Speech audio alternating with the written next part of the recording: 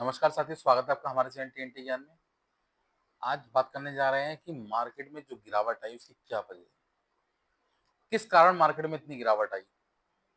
जबकि गवर्नमेंट ने सारे स्टेप जो भी मार्केट को सपोर्ट करने के लिए उठा सकते थे वो उठाए। तो फिर क्या ऐसी वजह रही जिसकी वजह से मार्केट में इतनी तेजी से गिरावट आई? देखिए, सुबह तो मार्केट में गिरावट थी लेकिन इतनी तेजी से नहीं थी। लेकिन जैसे-जैसे समय बढ़ता गया और गिरावट तेजी के साथ बढ़ती चली गई। तो देख लेते हैं कि क्या-क्या परफॉर्मेंस रही आज इंडियन मार्केट की। ठीक है? सबसे पहले देखें, सेंसेक्स में 466 पॉइंट की गिरावट रही। लगभग आधा परसेंट से ज़्यादा गिरावट सेंसेक्स में रही है और 82,159 पर सेंसेक्स बंद हुआ। इसके बाद अगर निफ्टी 50 की बात करें हम लोग, तो 124 पॉइंट की गिरावट रही, लगभग आधा परसेंट के आसपास। 25,202 पर निफ्टी 50 बंद हुई है। निफ्टी मिड कैप की बात करें तो 123 पॉइंट गिरकर 21,770 पर बंद हुई। निफ्टी स्मॉल कैप 250 की बात करें तो 160 पॉइंट गिरकर 17,345, लगभग 1% के करीब निफ्टी मिड कैप गिरी है। अगर निफ्टी माइक्रो की बात करें तो लगभग 1% करीब निफ्टी माइक्रो गिरी है। 180 पॉइंट की गिरावट रही, 24,079 रुपए पे बंद हुई। रुपए कह रहा हूँ, मतलब पॉइंट पे बंद हुई। तो ओवरऑल मार्केट में आज ब्लड बाथ रहा, बिल्कुल सब रेड ही रेड रहा। अगर सेक्टर भी देखेंगे आप तो सेक्टर में भी यही हाल रहा है। सेक्टर की बात करें तो सबसे पहले फर्स्ट ऑफ ऑल हम बात करेंगे आईटी की। आईटी को लेकर मेजर इशू चल ही रहा है, आपको पता ही है आईटी के बारे में। ठीक है, अभी जो इंसिडेंट H1 वीजा वाला हुआ है उससे सबसे ज्यादा जो एक तरीके है कि इंजर्ड हुए हैं। हमारे यहाँ जो हम स्पोर्ट्स खेलते हैं तो उसमें चोट लग जाती है, इंजर्ड कहते हैं ना। तो उसी तरीके से इस बार अमेरिका की तरफ से इंजर्ड किए गए हैं हमारे आईटी सेक्टर के महानुभाव, या ये कहिए कि जो भी वहाँ पेशेवर कंपनियां थी उन पे जो हमारे यहाँ से बंधुआ मजदूर वगैरह थे उनको इफेक्ट किया गया है। पहले माइग्रेंट को भेजा गया था, फिर अब H1 वीजा धारकों की बारी है। अगली बार उन रेपुटेटेड लोगों की बारी है जो कभी उपराष्ट्रपति तो कभी किसी कंपनी के सीईओ के लेवल पे आते हैं। सबका नंबर आएगा, बचना कोई नहीं है। ठीक है, तो बात करते हैं आईटी सेक्टर से। निफ्टी आईटी में रही लगभग 3% की गिरावट, लगभग 1,078 पॉइंट गिरकर 35,500 पॉइंट पर बंद हुआ है। सबसे बड़ी और मेजर गिरावट जो रही है आज की, वो आईटी सेक्टर में रही। और आईटी का आपको सबको पता है कि 70% ज्यादा एक्सपोर्ट हम आईटी को जो करते हैं वो अमेरिका को करते हैं। और हमारे जो H1 वीजा धारक हैं वो भी सारे आईटी कंपनीज में, बड़ी बड़ी कंपनियों में। तो उनके साथ जो दिक्कत हुई, ये जो एकदम से इमरजेंसी जैसे माहौल बन गया एयरपोर्ट पे, उसका जो मेजर इशू रहा वो H1 वीजा धारकों के लिए रहा था। तो फिलहाल तो उसकी वजह से मेन गिरावट रही। और क्या वजह थी उसकी आपको पता ही है कि उन्होंने जो एक फरमान, तुगलकी फरमान जारी किया कि 21 सितंबर के बाद जो भी वहां एंट्री लेगा उसको 88 लाख रुपए देने पड़ेंगे पर ईयर के लिए। किस लिए? H1 वीजा धारक की जो फीस है वो पहले कभी 6 साढ़े 6 लाख रुपए हुआ करती थी 3 साल के लिए। अब उसको घटाकर 1 साल के लिए फीस बढ़ाकर, समय घटाकर फीस बढ़ाकर, देखिए खेल देखिए दोनों तरफ से। आपने देखा होगा एक चीज, जब हमारे यहाँ कंपनियां किसी प्रोडक्ट का रेट नहीं बढ़ा पाती हैं तो उसका वजन घटा देती हैं। लेकिन यहाँ तो दो तरफा मार कर दिया उन्होंने, वजन भी घटा दिया और रेट भी बढ़ा दिया। समय कर दिया 1 साल और रेट कर दिया 88 लाख। कहाँ 6 लाख, कहाँ 88 लाख। और ये कर दिया उन्होंने 1 साल के लिए। ऐसी खबर आई अचानक से, अभी मैं इसको क्लियर करूंगा, लेट मी क्लियर। ये ऐसी खबर आई कि 1 साल के लिए ऐसी फीस 88 लाख करने जा रहे हैं और 21 सितंबर तक जो लोग वहां एंट्री नहीं कर पाएंगे उनको ही फीस देनी पड़ेगी। अचानक से एकदम भगदड़ सी मच गई और जो भी लोग छुट्टियों में अपने भारत आए हुए थे, भारत के निवासी हैं, वो अचानक से एयरपोर्ट पे भागने लगे। अचानक से लाइन, लंबी लंबी लाइनें शुरू हो गई वहां पे जाके। और गवर्नमेंट ने भी इस पर स्टेप लिया, गवर्नमेंट ने भी उनके लिए क्लियरेंस कराया कि किसी तरह की इन लोगों को दिक्कत नहीं होनी चाहिए और सबको सुविधाएं प्रदान की जाएं जिससे वो लोग वहां पहुंच सकें। देखिए, भारत सरकार हर तरफ से स्टेप उठाती है, हर तरफ से कोशिश कर रही है किसी तरीके से हमारे एम्प्लॉय का अहित ना हो। ठीक है, अच्छी बात है। और गवर्नमेंट ने इसको एकदम प्रायोरिटी पे लिया और एक्शन लिया इस पे। ठीक है, जो हम कर सकते थे गवर्नमेंट हमारी, फिलहाल उनको तो नहीं रोक सकती, लेकिन अपने एम्प्लॉय के लिए जो कर सकती थी, अपने भारतीय नागरिकों के लिए कर सकती थी, वो गवर्नमेंट ने करा। तो लोग भागे। लेकिन शाम होते होते ये क्लैरिटी आ गई कि ऐसा नहीं है, ये सिर्फ और सिर्फ जो नए वीजा धारक होंगे उनके लिए है, और ये भी वन टाइम फीस है। ये भी वन टाइम फीस है, ऐसा नहीं है कि प्रति वर्ष के लिए है। तो ये भी क्लियर हुआ कि 88 लाख जो है वो एक साल के लिए नहीं है, वो वन टाइम फीस है। दूसरा, ये नए लोगों के लिए है, जो नए वीजा धारक होंगे, नए आवेदक होंगे उनके लिए। ये पुराने चले आ रहे हैं उनके लिए नहीं है अभी फिलहाल के तौर पे। फिलहाल तो यही है, आगे देखते हैं कहीं इसमें कुछ नया बदलाव हो जाता है। देखिए डोनाल्ड ट्रंप है, मालिक हैं, सर्वे सर्वा हैं, कभी भी कुछ भी कर सकते हैं। उनके आगे तो चले जिल्ले लाई है उस समय, और जिल्ले लाई का फरमान तो बस आप समझ सकते हैं क्या हो सकता है। कहते हैं ना अंधों में काना सरदार, वो हिसाब हो रहा है इस समय कि उनके हाथ में एक ऐसी पावर दे दी है। जैसे वो एक आपने देखा हो ना, हमारे एक नाटक चलता था शकला का बूम बूम, तो पेंसिल घुमाई कुछ भी लिख दिया और वो होना ही होना है। ऐसे ही इस समय डोनाल्ड ट्रंप का हाल हो रहा है। भाई ऐसे देश के वो प्रेसिडेंट बन गए हैं कि पावरफुल देश है, और जो भी वो बिना सोचे समझे फैसले ले रहे हैं वो दूसरे देश को मानने पड़ेंगे, मजबूरी है। या आप लड़िए तो आप उसका परिणाम भुगतिए। और भारत अभी उस स्थिति में नहीं है कि ऐसी लड़ाई वो लड़ पाए उनसे। क्यों? क्योंकि अभी तक हम लोग अपने मैन्युफैक्चर को इतना डेवलप नहीं कर पाए, अपने आईटी सेक्टर को इतना डेवलप नहीं कर पाए, अपने घरेलू सकल व्यापार को इतना डेवलप नहीं कर पाए कि हमें उनकी जरूरत ना पड़े। अभी हमें उनकी जरूरत पड़ रही है। ऐसा नहीं है, खैर जरूरत उनकी कंपनियों को भी हमारे एम्प्लॉइयों की है, लेकिन फिलहाल के तौर पे सबसे ज्यादा जरूरत तो हमारे लोगों को है। और इसी वजह से ये खामियाजा हम लोगों को भुगतना पड़ रहा है, इसी वजह से हम लोगों को दिक्कत हो रही है सारी चीजें। तो इसी वजह से सबसे ज्यादा मेजर गिरावट जो रही है वो आईटी सेक्टर की रही है। हालांकि उन्होंने क्लियर कर दिया कि 88 लाख रुपए वो लॉन्ग टर्म के लिए ले रहे हैं, वन टाइम पेमेंट है। लेकिन भाई 6 लाख से सीधे 88 लाख, बहुत बड़ा मेजर इशू है। जबकि ये एम्प्लॉय आपकी कंपनी द्वारा हायर करे जाते हैं, आपके देश को बढ़ा रहे हैं, आपके देश की अर्निंग ग्रोथ बढ़ा रहे हैं, आपकी जीडीपी में हमारे एम्प्लॉइयों का योगदान है, हमारे लोगों का योगदान है। उसके बाद भी आप जबरदस्ती टैरिफ लगा देते हैं। ठीक है, ठीक है, चलते हैं, इस पे भी कोई दिक्कत नहीं।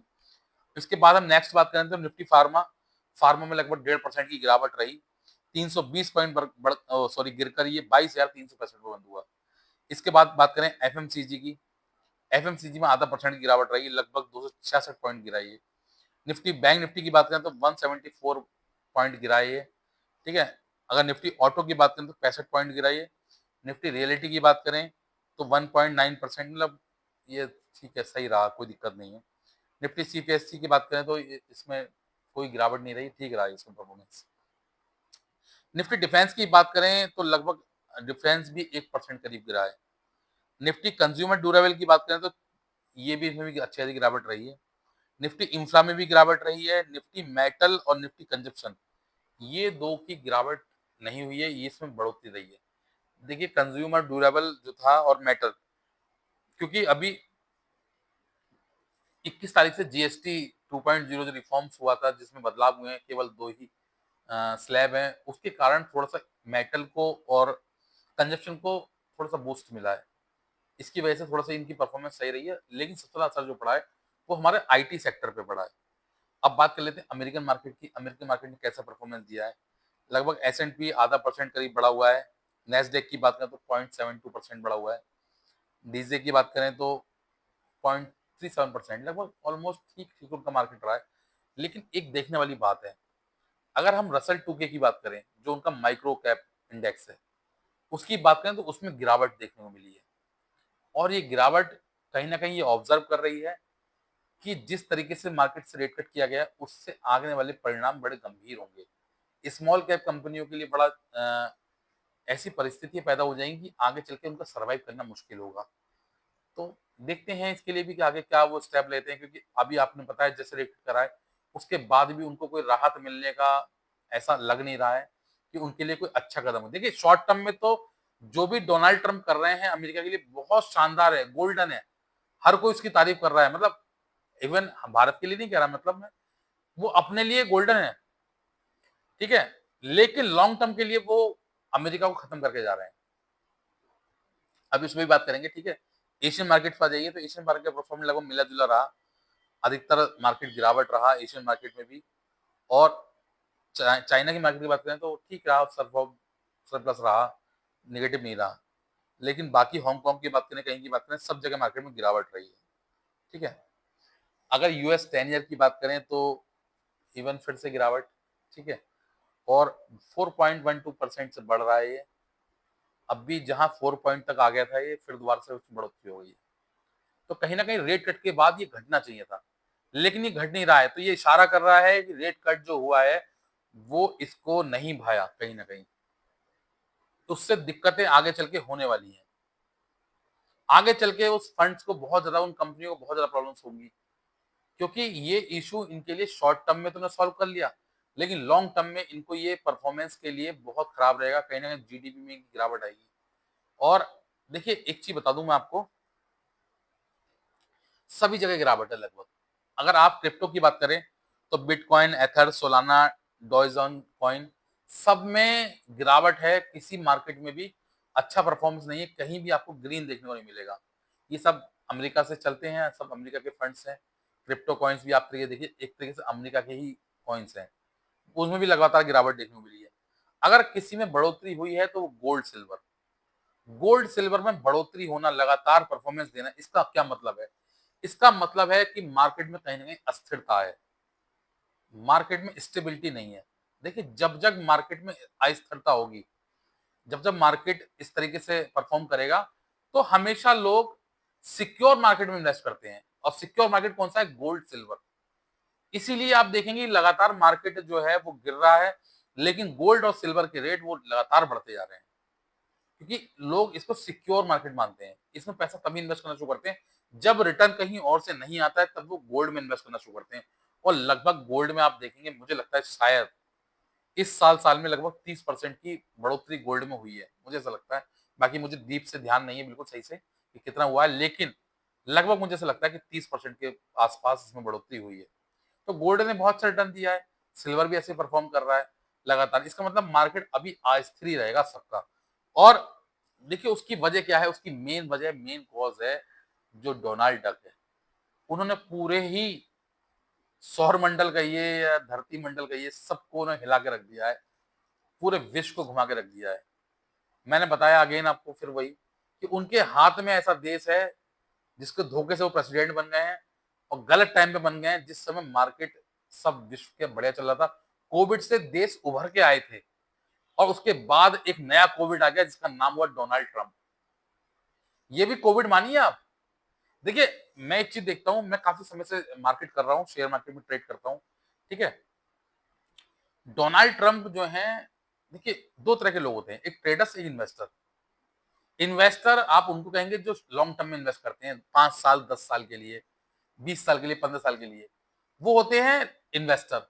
ट्रेडर्स कौन होते हैं? ट्रेडर्स होते हैं डोनाल्ड ट्रम्प जैसे लोग, जिनको शॉर्ट टर्म में प्रॉफिट चाहिए, जिनके पास पैसा बहुत है, लगाया और भाई हमें अभी प्रॉफिट चाहिए। हमें 5 साल, 10 साल का इंतजार नहीं कर सकते हम लोग, हम नहीं दे सकते 15-20 साल।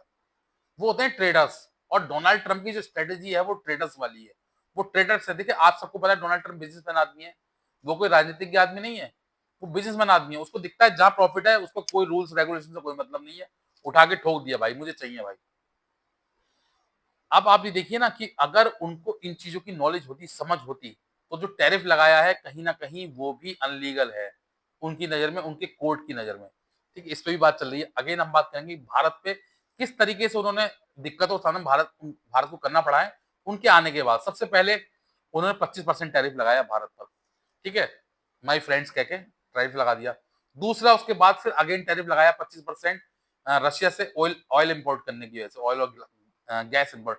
जबकि रसिया से ऑयल और गैस भारत से ज्यादा चाइना इंपोर्ट करता है, यूरोपियन कंट्री इंपोर्ट करती हैं। और इवन जिसके लिए लगाया यूक्रेन, यूक्रेन भी जो क्रूड ऑयल है वो भारत से ले रहा है, रशिया के द्वारा। रशिया से भारत आ रहा है, भारत से रिफाइन होकर वहां जा रहा है। अमेरिका लेता है डायरेक्ट, खुद लेता है वो, लेकिन उसको किस पे लगाने थे सैंक्शन? भारत पे। आप समझिए कि भारत से संबंध पहले अमेरिका के ज्यादा अच्छे थे। पाकिस्तान के इस दौरान करीबन 10 साल से पाकिस्तान से संबंध अमेरिका के कम हुए हैं, मतलब बुरे नहीं हुए, कम हुए भारत के मुकाबले। भारत को ज्यादा तवज्जो देना शुरू करा। लेकिन अगेन फिर से ऐसा सिस्टम हो गया कि अब वो फिर से पाकिस्तान को तवज्जो दे रहा है और भारत से बात नहीं करना चाह रहा। भारत पे लगातार पाबंदी लगा रहा है, चाहे वो ट्रम्प टैरिफ की हो, चाहे उसका सैंक्शन ऑयल के लेकर लगाया हो, या उसके बाद ये H1 वीजा धारक हो, या दूसरी बात देखिए, अभी ईरान पे सैंक्शन लगा ही रखा था उन्होंने। अब ईरान पे सैंक्शन के बाद जो हमारा चाबहार बंदरगाह है, जहां से हम एक्सपोर्ट इंपोर्ट करते, जो हमने जहाँ से व्यापार शुरू करते और गल्फ कंट्रियों को, मिडिल ईस्ट को, उस पे सैंक्शन पहले पाबंदी नहीं थी, लेकिन अब उस पे भी लगा दिया। उन्होंने कहा नहीं, नहीं ईरान पे है, इस पे भी रहेगा अब। इसका मतलब क्या है, सीधे-सीधे भारत को हिट करना चाह रहे हैं, भारत के व्यापार को हिट करना चाह रहे हैं।